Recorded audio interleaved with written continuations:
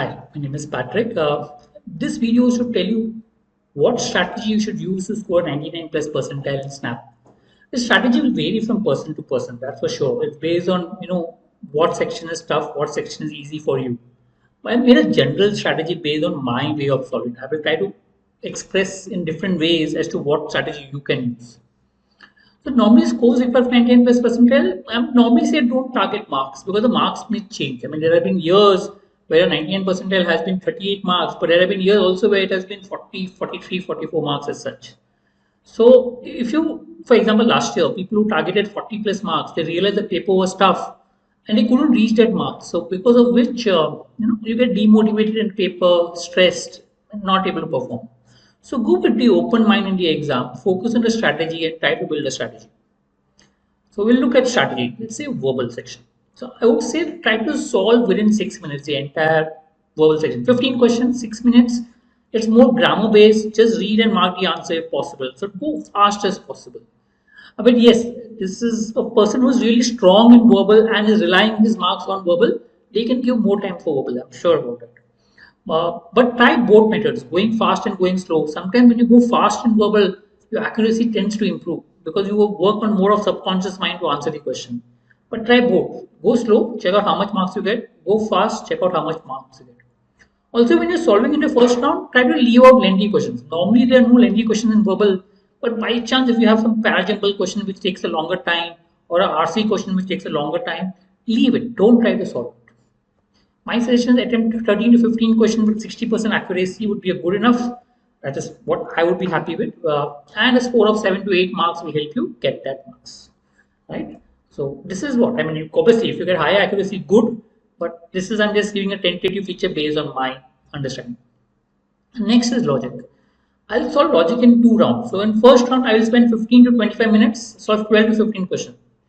Less time if the paper is tough. If I find logic tough, I'll skip more questions, I'll solve less questions. And yeah, that's how I'll go. Maybe I'll solve only 10 to 15 questions, maybe not 12, maybe 10 questions in the first round out of the total 25 questions if the paper is tough. If the paper is easy, I'll tend to solve more number of questions. That's how it will go. Then I'll come back to the second round for the other questions which are there, around 10 to 15 minutes more, solving around 6 to 8 more questions as such. So this is how my strategy would be. Logic 2 rounds. Try to do in 2 rounds. First round, all the easy questions. Don't read the difficult ones. Difficult ones, leave it. You should be aware as to what questions you find difficult, what questions you find easy, and accordingly target the questions you should solve in first round, questions you should solve in second round. Accuracy should be high. If you're really aiming for high percentile, logic accuracy has to be high. So that should give you around 15.5 to 17 marks in logic. Next strategy for quant. I mean, again 2 rounds. First round 10 to 20 minutes, second round 10 to 15 minutes.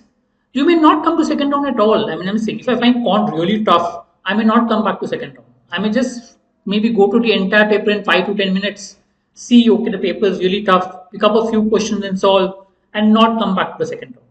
So your strategy may modify a bit based on how the paper is.